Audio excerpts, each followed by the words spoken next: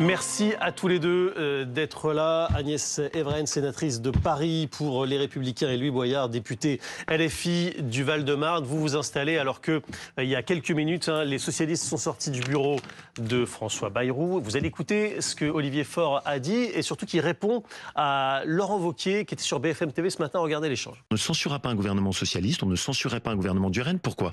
J'essaie d'être cohérent avec ce que je vous dis. Je vous dis que je suis pour la stabilité politique. Nous ne faisons pas partie de ceux qui font tomber des gouvernements dans ce pays. Il y a une proposition sur la table.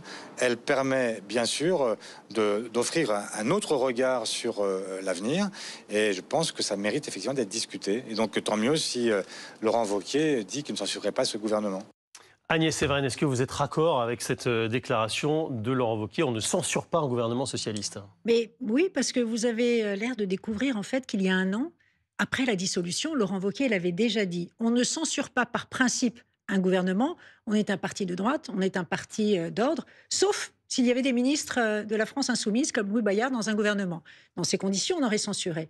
Là, de fait, non. Après, il est évident qu'on prendra nos responsabilités. Évidemment, le programme économique du Parti socialiste est totalement orthogonal avec ce que veulent les Français. C'est beaucoup plus d'impôts, beaucoup plus de dépenses publiques, et c'est toujours les mêmes vieilles lunes de la baguette magique du matraquage fiscal.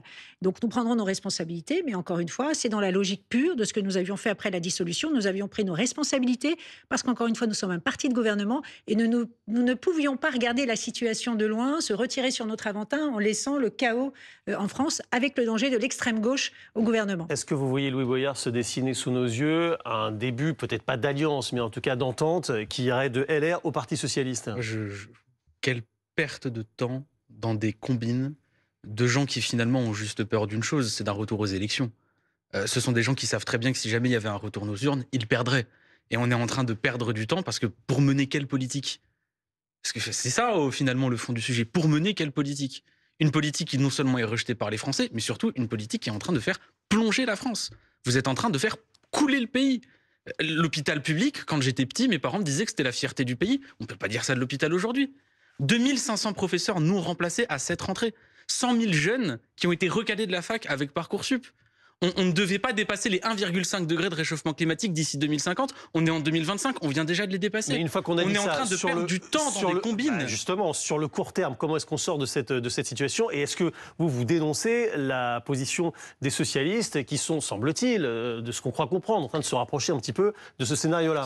Pour le Parti socialiste, en 2012, ils avaient un programme avec celui de François Hollande, ils ne l'ont pas respecté. En 2022, ils ont fait le programme de la NUPES, ils ne l'ont pas respecté. En 2024, ils font le nouveau Front populaire, ils n'ont pas respecté le programme. Là, ils nous proposent un programme qui fait globalement la moitié des économies Bayrou, c'est-à-dire un programme à moitié macroniste qu'ils ne respecteront probablement pas. Je vous dis que le seul moyen de sortir de cette situation, c'est par la démission ou par la destitution du président de la République. C'est un retour aux urnes dont on a besoin. Non, mais écoutez, plus je vous entends, plus je me dis qu'en fait, véritablement, la France insoumise est le premier parti le plus dangereux de France. Et d'ailleurs, c'est pour ça que vous faites très, très peur aux Français.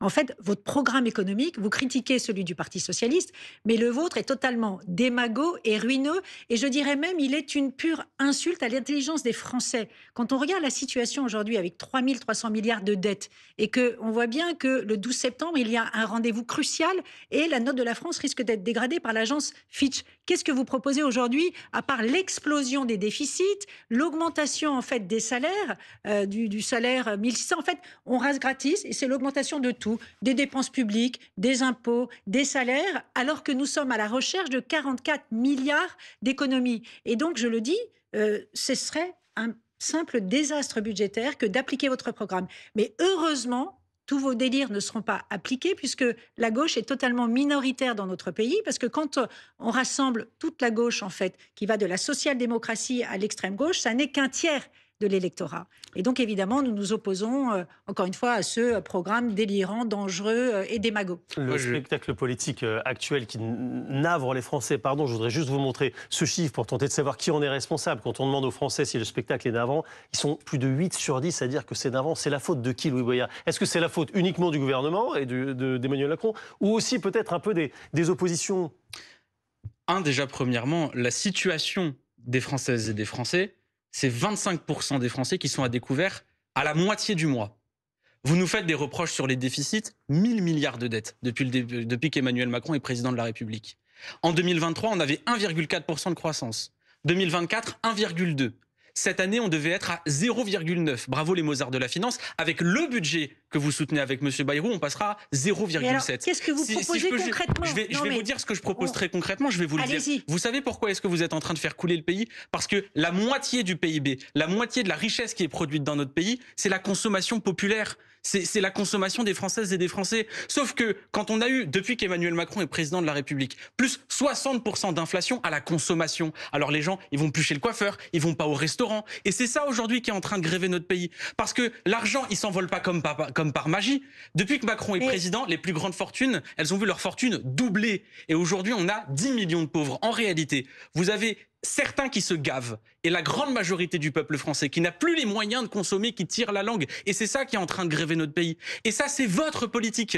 C'est vous qui êtes au pouvoir depuis toutes ces années. Écoutez, moi, j'entends parfaitement votre constat et je vois bien qu'aujourd'hui, il y a une inquiétude des patrons des TPE, des PME. Ils sont dans le brouillard, ils sont dans l'incertitude. Les Français, pareil. Et vous le dites vous-même, aujourd'hui, le taux d'épargne des Français culmine à 18,9%. Pourquoi? Parce qu'en fait, ils épargnent par précaution. Ils ne consomment plus parce qu'ils sont inquiets de l'avenir. Venez débattre dans l'hémicycle, parce que quelle est votre réponse en fait à cette situation, encore une fois, d'inquiétude des TPE, des PME et des Français? C'est le bruit, la fureur et la révolution permanente. On est des responsables politiques, nous sommes parlementaires. Regardez, il y a une défiance vis-à-vis des élus. Pourquoi? Parce qu'on voit que vous n'êtes pas dans la proposition concrète, vous n'êtes pas dans la construction. Vous voulez juste, en fait, la révolution permanente. Vous êtes là pour faire le buzz, le clash, et sans être, comment dire, dans le quotidien des Français. Et c'est là où je me dis, oui, parfois, je comprends les Français qui se disent, il y a un décalage, en fait, entre leur quotidien, leur inquiétude et la réponse, en fait, les postures politiciennes de certains leaders politiques. Ce qui va se passer le 10 septembre, vous ferez quoi le 10 septembre? Le 10 septembre, je serai avec les gens dans la rue.